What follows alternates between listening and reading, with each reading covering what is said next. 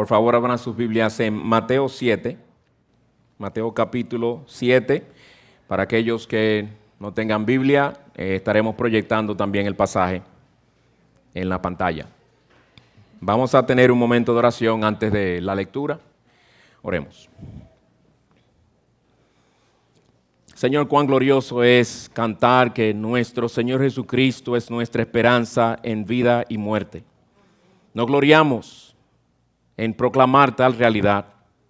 Y esto se debe a tu pura gracia, que tuviste misericordia de nosotros, abriste nuestros ojos cuando éramos ciegos, nos diste vida cuando estábamos muertos, nos hiciste nuevas criaturas en Cristo Jesús. Por Él te pedimos en esta hora que tú te plazcas en que su evangelio pueda ser proclamado con claridad y fidelidad, y que tú lo traigas con poder a los corazones de aquellos que se encontraban como nosotros antes de tú obrar en nosotros. Que tú lo traigas a ti, Señor, con tu gran poder, para que te den a ti la gloria también, no solamente aquí en vida, sino también en la eternidad. Te rogamos esto en el nombre glorioso de Cristo. Amén. Si te diagnosticaran de una enfermedad bien rara y grave, pero curable, y logras conseguir una cita con el único médico que se especializa en esa enfermedad, te pregunto, ¿cuánta atención le prestarías al médico cuando te hable de la única manera de ser curado? ¿Con cuánta diligencia harás lo que él te dice que tú debes hacer para sanarte? Bueno, la Biblia te dice que tú, al igual que toda la humanidad, naciste con una enfermedad moral bien grave y mortal, que se llama el pecado. Y la misma Biblia que te dice eso, también te dice que hay un solo médico que puede sanar esa enfermedad y puede librarte de sus consecuencias eternas. Y ese único médico se llama el Señor Jesucristo. Hoy vamos a estudiar 2 versículos, aunque leeremos otros también, pero nos centraremos en 2 versículos donde ese glorioso médico te dice sobre cómo ser salvo de esa horrible enfermedad y sus funestas consecuencias. Ahora te pregunto, ¿con cuánta atención escucharás lo que el Señor Jesucristo, el médico por excelencia, te habrá de decir, tanto de la enfermedad como de la manera en de ser sanado de ella? ¿Con cuánta diligencia harás lo que Él te va a decir a ti en esta mañana por medio de estos 2 versículos? Te ruego encarecidamente que prestes mucha atención. Y no solamente prestes atención, sino que hagas inmediatamente lo que Él te dice que debes hacer para tú remediar tu problema con Él.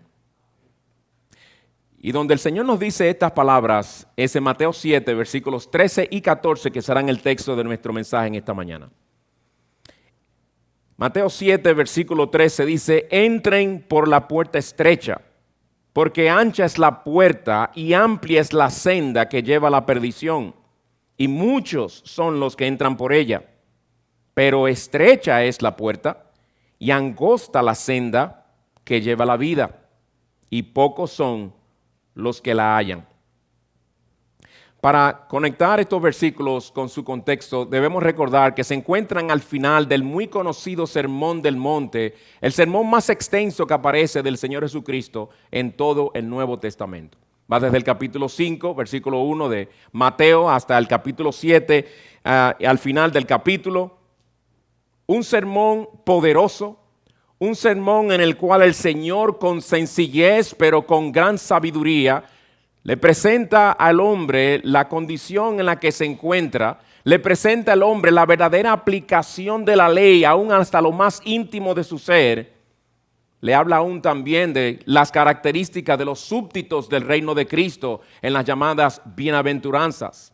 Nos habla también de cómo debemos llevar a cabo nuestros deberes espirituales, no para ser visto de las personas, sino por amor a Dios, en intimidad con Él. Y ya cuando se va aproximando al final del sermón, y de hecho no tenemos todo el sermón completo porque de seguro que el Señor dijo otras cosas, pero lo que Él nos quiso revelar, cuando se va acercando al final de ese sermón, el Señor empieza, como los predicadores hacen, a aplicar lo que Él ha estado diciendo. Y por eso les llama en nuestro texto diciendo, entren por la puerta estrecha. El Señor está ahora con gran vehemencia instando a sus oyentes a tomar acción, instando a sus oyentes a hacer algo con las palabras que han escuchado. Y eso se los dice antes de hablarles del juicio final, pocos versículos más adelante, donde les dice que muchos en aquel día, en el día del gran juicio, le dirán, Señor, Señor, pero nosotros hicimos esto y aquello. Nosotros somos de los tuyos, porque íbamos a la iglesia, lo estoy cambiando para aplicarlo en términos que nosotros usaríamos. Nosotros asistíamos a la iglesia, ayudábamos a la gente pobre, nosotros éramos personas que no le hacíamos mal a nadie. Y el Señor dice que a esas personas le dirá, nunca yo los conocí a ustedes, hacedores de maldad. Pero ¿cómo hacedores de maldad? Nosotros veníamos a la iglesia, pero seguías siendo un hacedor de maldad y viviendo como tú querías. Tú venías a la iglesia para calmar tu conciencia. Tú venías a la iglesia para cumplir conmigo. Pero eso no es tener una relación salvífica conmigo. Eso no es conocerme para salvación. Palabras poderosas del Señor Jesucristo. Pero veremos los versículos 13 y 14 que ya leímos, cuya idea principal se podría decir que es la siguiente: hay un solo camino de salvación y una sola manera de ser librados de eterna condenación.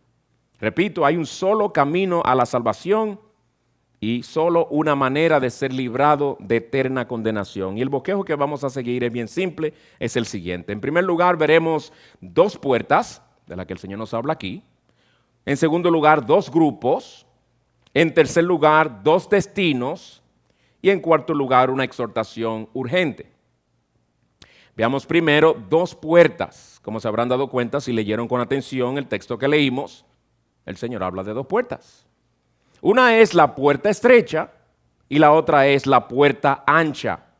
Dos puertas totalmente contrarias la una a la otra y que conducen a caminos y destinos totalmente distintos el uno del otro. Veamos primero brevemente la puerta estrecha. Esta primera puerta que el Señor Jesucristo menciona en nuestro texto representa la conversión. Porque Él les está llamando a ellos no a llevar a cabo un acto físico. Él no habla de una puerta física, Él habla de una puerta espiritual. Y esta puerta aquí representa la conversión. Esta puerta representa el venir a Cristo por medio de la fe y el arrepentimiento.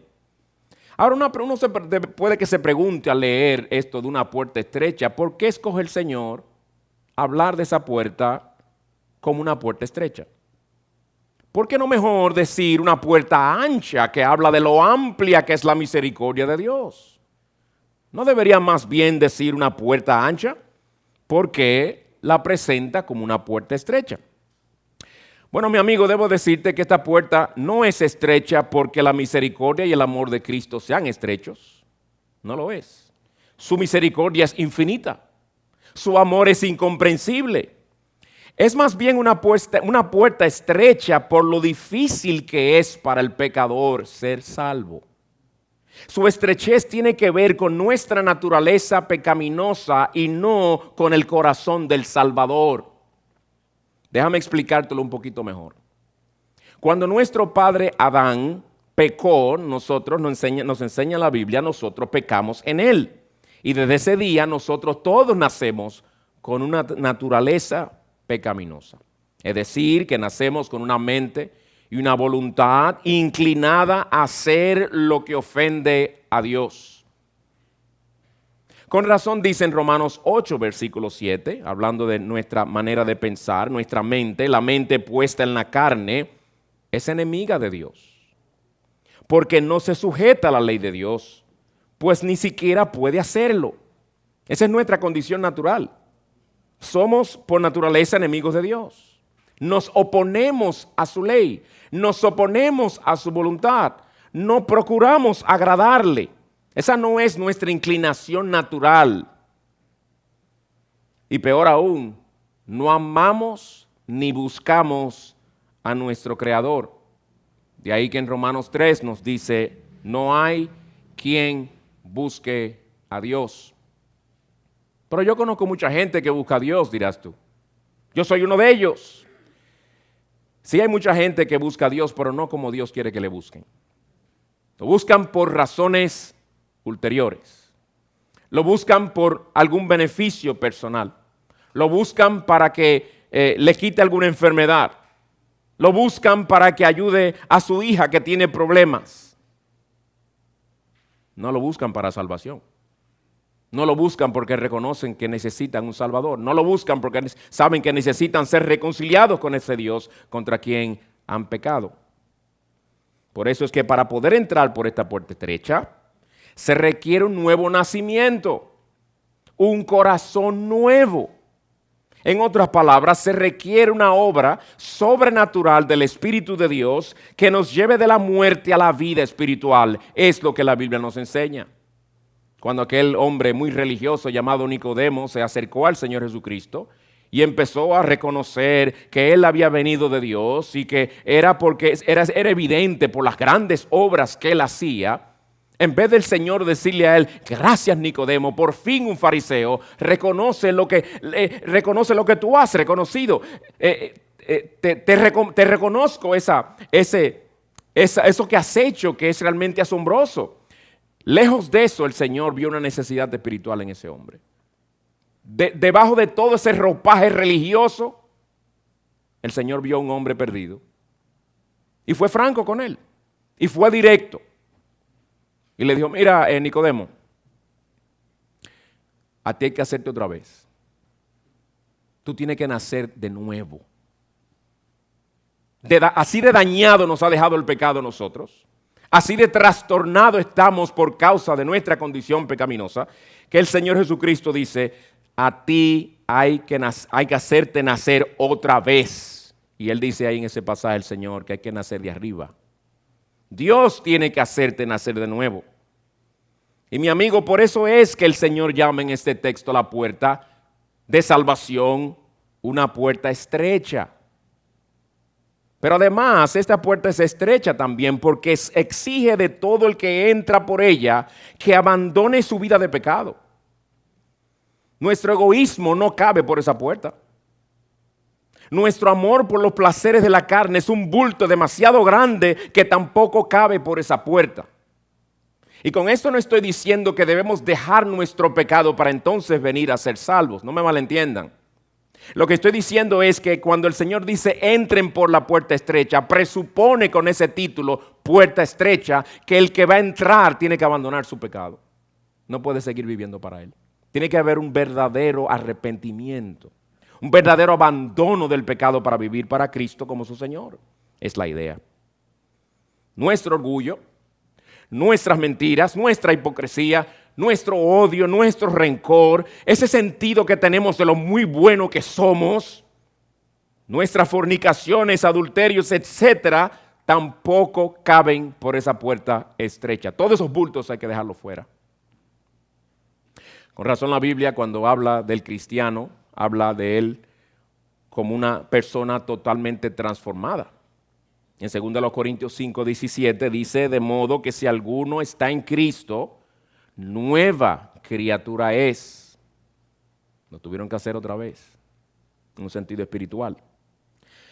La evidencia de ello, las cosas viejas pasaron, en este caso su antigua manera de vivir, para el placer, los placeres que no agradan al Señor, o convertir los placeres lícitos en un Dios. Todas esas cosas viejas pasaron ya. Y aquí son hechas nuevas. Del cristiano verdadero se puede hablar de un antes y un después con respecto a su corazón y su conducta. Las Escrituras en ninguna parte presentan la conversión como algo sencillo. Levantar la mano, venir al frente y repetir una oración en alguna iglesia donde se practique eso, como si fuera eso la conversión, es fácil. Eso es fácil. Ponerse de pie es fácil. Venir y dar unos pasos al frente es fácil. Repite conmigo, eso es fácil. Pero volvernos al Señor en fe y arrepentimiento, el abandonar nuestra confianza en nosotros mismos para poner nuestra confianza únicamente en Cristo y su obra perfecta como el único medio para salvarnos de nuestros pecados, eso sí es difícil. Pero además de ser una puerta estrecha por nosotros ser pecadores y porque requiere del que entra que abandone su vida de pecado, también es estrecha esta puerta por los esfuerzos que el diablo hace para impedir que el pecador entre por ella. Eso hace que sea difícil también. ¿Cuántas no han sido las personas que oyen un mensaje sobre el Evangelio, se inquietan, el Espíritu inquieta sus corazones, empiezan a verse como Dios los ve en verdad? Empiezan a dejar de verse tan buenos y tan bonitos moralmente hablando como se han visto por toda su vida. Empiezan a ver y entender con mayor claridad que tienen un problema con su Creador y que se acercan cada día más a aquel día en el que tendrán que dar cuentas por su vida. Y piensan, yo debo buscar a Cristo. Y el diablo remete contra ellos inmediatamente. Y le empieza a poner un paquetón de obstáculos, queriendo bloquear la entrada por esa puerta. Y es como si Satanás les dijera, mira qué estrecha es la puerta. Y no soy yo, dice Satanás, no soy yo que digo que es estrecha, el mismo Señor Jesús te lo está diciendo. Mira qué puerta más estrecha. ¿Tú sabes lo difícil e incómodo que es entrar por ahí? ¿O es que tú no sabes o no te han dicho lo que te predican la palabra, que de todas las cosas que tú vas a tener que dejar, las cosas que hoy tú disfrutas, aún aquellas cosas que tu misma conciencia te dice que están mal, vas a tener que dejarlas? Si entras por esa puerta, olvídate de la buena vida que hasta ahora has vivido, porque lo que te espera no es nada fácil. Por eso, dice Satanás, la mayoría prefiere la puerta ancha. Es más fácil. Pero mi amigo, hay algo más que hace de esta puerta que sea bien estrecha y difícil de entrar por ella, y es el camino al que dirige. El camino al que dirige. Si tan solo fuera la puerta la que fuera estrecha y el resto del camino fuera ancho, la cosa fuera diferente. Pero no es así. El asunto es que esta puerta conduce a un camino angosto, dice el Señor Jesucristo. Conduce a un camino angosto, un camino estrecho, un camino reducido. Literalmente en el original, en el griego, dice un camino comprimido. Lo que pasa es que esta puerta de la que el Señor nos habla no nos lleva directamente al cielo. Esta es solo la entrada a un camino, el camino de la vida cristiana, un camino bien estrecho y un camino difícil. Y de nuevo, sigue siendo difícil y estrecho por el pecado que aún va a quedar en uno. Por el pecado que le llamamos pecado remanente con el cual tendremos que seguir luchando. Esta puerta no nos lleva directamente a la tierra de Canaán tan pronto cruzamos el Mar Rojo, sino que nos lleva directamente al desierto como los israelitas. Fue algo glorioso haber pasado por aquel Mar el Mar Rojo, tremenda hazaña. Tremenda manifestación del poder de Dios. Para el otro lado se encontraba un desierto inmenso. Muchas dificultades, muchas aflicciones. Nadie es salvo por vivir una vida de santidad, definitivamente lo sabemos. Pero esa vida de santidad es evidencia de que hemos entrado por esa puerta. A lo que me refiero es que lo estrecho de este camino nos habla de una vida de autonegación, de una vida de dominio propio, de llevarle la contraria a nuestros deseos carnales, de dar muerte al pecado que aún queda en los creyentes. Nos habla de tentaciones que diariamente tendremos que resistir, de deberes que tendremos que cumplir aunque nuestra voluntad no quiera.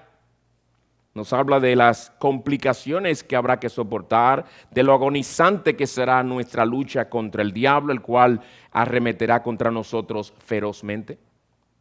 Por eso Pablo le pudo decir a un grupo de creyentes en el libro de los Hechos, capítulo 14, versículo 22, es necesario que a través de muchas tribulaciones entremos en el reino de Dios. Todo eso es fruto de una verdadera conversión. Obviamente, estas cosas difíciles de las que hablamos aquí, el Señor infunde en nosotros un deseo de hacerlas para agradarle a Él, porque el Señor, acuérdense, cambia el corazón de aquel en quien Él obra para salvación.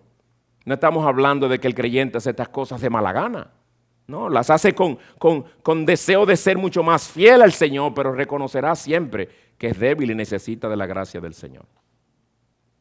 Pues bien, así es la puerta estrecha y el camino angosto al cual dirige. Veamos ahora brevemente la puerta ancha de la que el Señor nos habla aquí también. Esta es otra puerta de la que el Señor habla y otro camino hacia el cual esa puerta dirige, que es totalmente diferente a la anterior. Él dice aquí, ancha es la puerta y amplia es la senda que lleva a la perdición.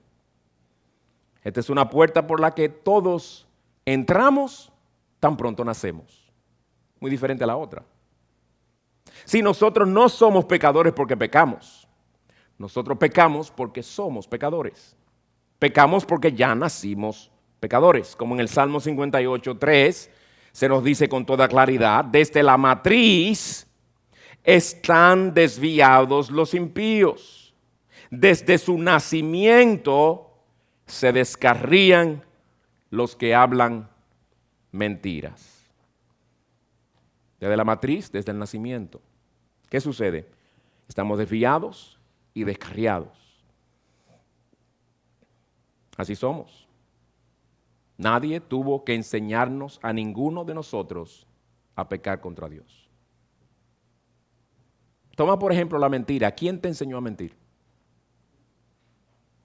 ¿Quién te enseñó a temprana edad a con tus palabras cambiar lo que es la realidad para hacer creer al que te escucha que las cosas no fueron como realmente fueron, para que no te castiguen?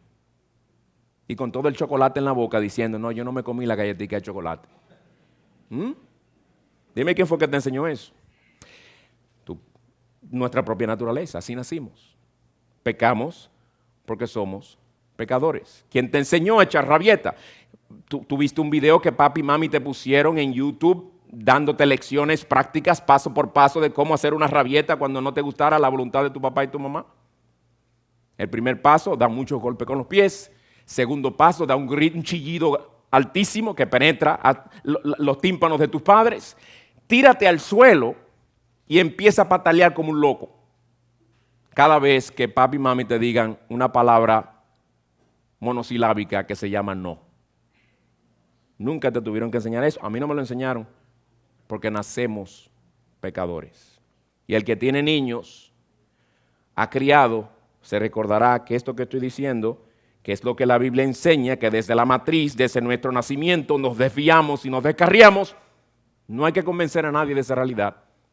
Es un hecho que conocemos. Amigo, ¿te diste cuenta de algo en el texto que estamos estudiando? De que el Señor no te manda a entrar, no te dice aquí, no entren por la puerta ancha. Él dice, entren por la estrecha. Pero Él no dice, no entren por la ancha. ¿Sabe por qué? Porque ya tú estás en la ancha y yo también desde que nacimos. No es un asunto de una decisión que si entro o no entro. Ya estamos ahí. Ya estamos ahí. El estar donde estamos no fue el resultado de una decisión, fue el resultado de haber nacido en pecado. Y el camino amplio al que conduce esta puerta ancha representa la vida de pecado, la vida de desobediencia a Dios que tú y yo vivimos desde que nacemos. De hecho, a los pecadores nos gusta este camino ancho, porque es bien amplio. No requiere mucho esfuerzo. Tan solo toma ser quien uno es. Un pecador, alguien que cada segundo, cada minuto y cada hora de su existencia vive en desobediencia a la ley de Dios. Y no le importa si desobedece esa ley. Andar por ese camino tan amplio, tan solo toma hacer lo que uno quiere hacer y vivir como uno quiere vivir, independientemente de lo que nuestro Creador diga en su palabra. Y sin importarnos cuál es su voluntad al respecto. Es de lo que habla Isaías, cuando en Isaías 53:6 nos describe a toda la humanidad de esta manera. cada cual se apartó por su camino, no el camino del Señor. Cada cual cogió el suyo. Así vivimos, así somos. Por eso es que tenemos un problema con Dios. Somos pecadores, somos rebeldes. El Señor dice por aquí, nosotros decimos no, por aquí voy yo. Ese es mi camino que yo escogí y yo tengo derecho a hacer lo que yo quiera con esto, con mi tiempo, con mi dinero, con mi cuerpo, con todo lo mío. ¿Y cuánto tú pagaste por eso? Fue Él que te lo dio. Y tú lo llamas tuyo. Eso que tú llamas tu tiempo está en sus manos. Él tiene determinado cuánto va a durar. Él tiene ya marcado en su calendario hasta cuándo tú vas a vivir. Y tú le llamas tu tiempo. ¿Tú crees que es realmente tuyo?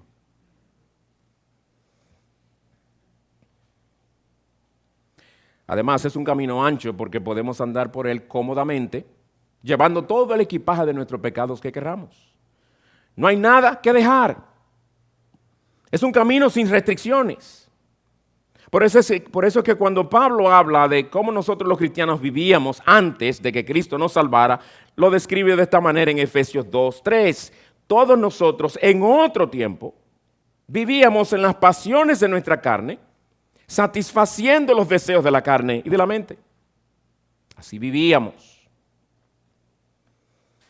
Bien, hemos visto en primer lugar las dos puertas y los dos caminos.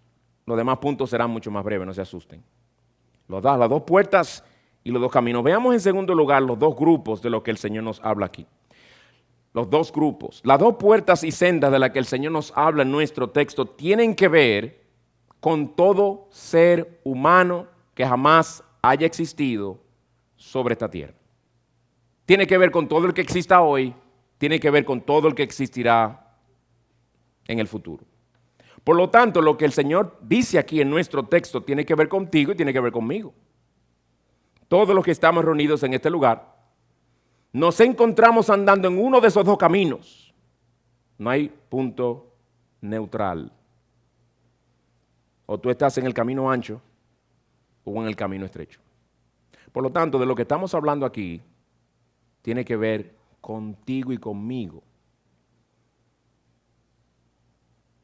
Si alguien viniera aquí a hablarte de un tema que no te interesa y trajéramos a un ingeniero que diseña ganchitos para cortinas de baño,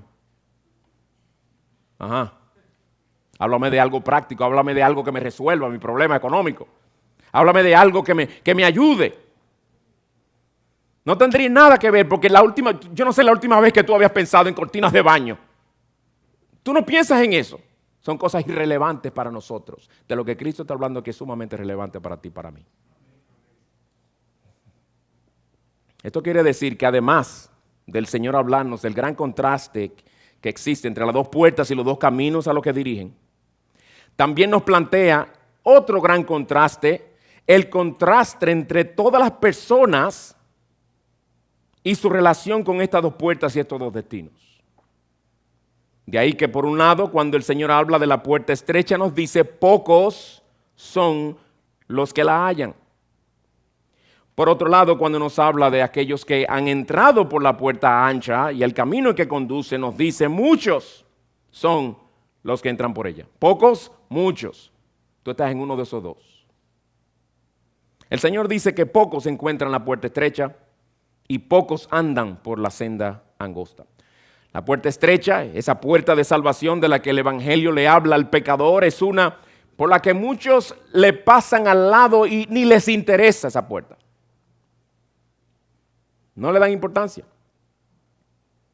Solo al ver lo estrecha que es y lo comprimida que es la senda a la que conduce, la ven como algo demasiado estricto y la rechazan. Como ya vimos, para que el incrédulo se interese en la puerta estrecha, y para que esté dispuesto a entrar por ella, necesita una obra sobrenatural del Espíritu Santo. Tan muerto espiritualmente está el pecador que Dios mismo tiene que venir a obrar en él para que quiera entrar y para que entre por esa puerta. Tenemos un problema más grande de lo que pensamos, señores. Por eso es que son muy pocos los que entran por esa puerta. Pero en contraste a esto, el Señor dice que son muchos los que entran por la puerta ancha y andan por la senda amplia. Ser un incrédulo y andar por el camino de los enemigos de Dios es lo más natural y común en este mundo. Y el inconverso no entiende lo que es no vivir de esa manera, porque así nacemos. Para ellos es extraño el que vive de una manera contraria. Por eso dice Pedro en 1 de Pedro 4:4, en todo esto se sorprenden los incrédulos de que no corráis con ellos en el mismo desenfreno de disolución y os ultrajan. Se burlan de ustedes si por ustedes no hacer exactamente lo que ellos hacen. 2 puertas, 2 grupos. Ahora, en tercer lugar, 2 destinos. El Señor dice en nuestro texto: ancha es la puerta y amplia es la senda que lleva a la perdición. Lleva algo, es un destino. En contraste a esto, dice: estrecha es la puerta y angosta la senda que lleva a la vida. ¿Ven de nuevo un contraste aquí? Uno lleva a la perdición, el otro lleva a la vida. Son varios contrastes que el Señor está presentando aquí. La puerta ancha y el camino amplio llevan a la perdición, es decir, a la condenación eterna en el infierno. El que rechaza al único Salvador y permanece en ese camino, inevitablemente habrá de terminar en eterna destrucción en el infierno. Dice el Salmo 119, versículo 155, lejos está de los impíos la salvación. Lejos está de los impíos la salvación. En un sentido, por otros textos que encontramos en las Escrituras, está cerca, en el sentido de que el Señor le da a conocer por medio del Evangelio a Jesucristo, el único Salvador de pecadores, y en ese sentido tienen acceso a esa información, tienen acceso al conocimiento de la luz del Evangelio. Pero hay otro sentido en que el inconverso está lejos de la salvación, porque él pasa por ese camino, esa puerta es estrecha, se le señala y como quiera pasa de largo y no le da importancia.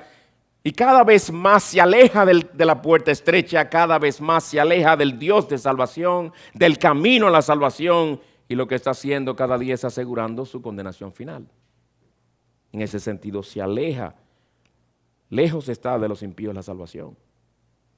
Escuchen las palabras horrendas que el Señor usa para describir lo que implica esta condenación eterna de la que se nos habla. En Apocalipsis 14:11 dicen palabras que yo espero que el Señor las use para que retumben en tu conciencia, para que entiendas hacia dónde te dirige el camino en el cual tú hasta ahora has querido seguir.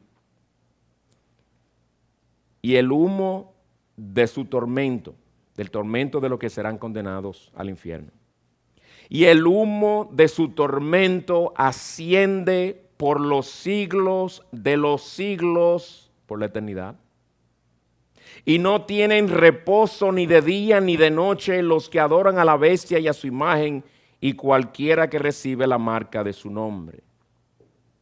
Es un tormento eterno donde no hay reposo ni día ni de noche. ¿Por qué eterno? Porque el Dios contra quien pecamos es eterno. Porque Él es un Dios de justicia eterna. Nuestro pecado no se mide en función a cuánto daño le causó a alguien, sino se mide según la inmensidad infinita del Dios contra quien lo cometemos. Ay, pero eso fue una fruta que comió Adán y Eva. Olvídate del tamaño de la fruta y piensa en quién dijo que no lo coman. Dios dijo que no lo comieran. Ese pecado es un pecado del tamaño de Dios. Es un pecado eterno. Segunda Tesalonicenses 1:9, hablando del castigo futuro de aquellos que rechazan el Evangelio, estos sufrirán el castigo de eterna destrucción, excluidos de la presencia del Señor y de la gloria de su poder. Amigo, este será el fin de tu muy amada vida en ese camino amplio en el que andas. Porque tú te encuentras muy bien en él. Te sientes muy cómodo en él. Y déjame decirte algo. Nosotros te entendemos porque estuvimos ahí. Y cuando tú dices que tú estás bien, entendemos porque nosotros también nos veíamos bien. Y cuando tú dices que tú eres una persona buena, entiende lo que dices. Porque yo también me creía muy bueno. Porque me veía en el espejo de compararme con otros que eran peores. No me miraba en el espejo de la ley de Dios, que exigía que yo le amara a Él con toda mi mente, con toda mi fuerza, con toda mi alma, con todo mi ser. Que exigía obediencia perfecta a su ley, porque Él no rebaja sus demandas.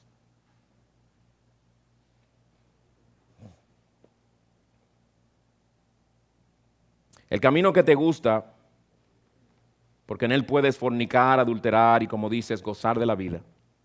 El Señor, el Dios de verdad, el Dios de infinito amor y misericordia, te dice que ese es un camino que lleva a la perdición. Tú ves, mi amigo, Él no te miente, como te miente Satanás y como te miente mucha gente, para hacerte sentir bien. El Señor no engaña, Él no miente, Él es un Dios veraz. Siempre dice la verdad. Y Él te dice aquí la verdad y claramente te la dices de hacia dónde te conduce tu rechazo del único Salvador. Por otro lado, Él te dice algo muy glorioso aquí, que hay una puerta estrecha y un camino angosto que llevan a la vida eterna. Eso es glorioso. Sí, a pesar de lo difícil que es hallar esa puerta, a pesar de lo duro que es andar por ese camino al que dirige, por más doloroso que sea para tu carne el tener que negarle lo que te pide, el entrar por esa puerta estrecha, te llevará a la vida, dice el Señor. Ahora, ¿por qué es que la puerta estrecha conduce a la vida? Porque nos lleva a conocer a Dios en Cristo Jesús. Dice el Señor Jesucristo en Juan 17:3, y esta es la vida eterna, que te conozcan a ti, el único Dios verdadero, y a Jesucristo, a quien has enviado. Lo que llamamos la conversión, el venir a Cristo, el venir a ser cristiano, no es venir a seguir un conjunto de reglas interminables, aunque sí hay demandas que Dios exige, ¿verdad? Y Dios impone sobre nosotros. El venir a ser cristiano es más bien una relación con Dios por medio de Cristo, quien nos reconcilia con Él. La vida a la que lleva esta puerta, inmediatamente entramos por ella, es el inexplicable privilegio de conocer a Dios por medio de Cristo, porque Él es el que nos reconcilia con nuestro Creador. Cuando somos justificados, venimos a ser hijos de Dios, venimos a conocer el autor de la vida, y conocer al autor de la vida es vida. Pero también conduce a la vida eterna en los cielos, donde estaremos con Cristo para siempre. Una vida en la que gozaremos de bendiciones eternas sin comparación. La Escritura dice que en ese lugar no habrá más llanto, ni clamor, ni dolor, porque las primeras cosas habrán pasado. ¿Tú sabes lo que es eso? Escúchalo de nuevo y piensa en el contexto en que nos encontramos, en un mundo lleno de maldad, de sufrimiento. El Señor promete que en la gloria, aquellos que han puesto su confianza en Cristo y serán salvos, una vez cierren sus ojos aquí, estarán en la presencia suya, y allí no habrá más llanto, ni clamor, ni dolor. No habrá necesidad. No hay que clamar por nada. No habrá llanto, no habrá razón para llorar. No habrá dolor. Y el mayor dolor realmente es ofender a Dios. Dos puertas, dos grupos, dos destinos. La pregunta que nos lleva a nuestro último punto, te la hago a ti, mi amigo, ¿qué vas a hacer entonces? Si hay dos puertas, si hay dos grupos y tú perteneces a uno de esos dos, si hay dos destinos y tú te encuentras en camino a uno de los dos y son eternos ambos, ¿qué vas a hacer? Vamos a dejar que el Señor te lo diga. Y eso nos lleva a nuestro cuarto punto y último, una exhortación urgente. ¿Cuál es la exhortación del texto? Las primeras palabras del texto, versículo 13, entra por la puerta estrecha. Entra por la puerta estrecha. El Señor únicamente no te dice, mira, esta puerta lleva a la vida, esta lleva a la perdición, y te da la información y te deja así. Él te dice qué hacer, por dónde entrar.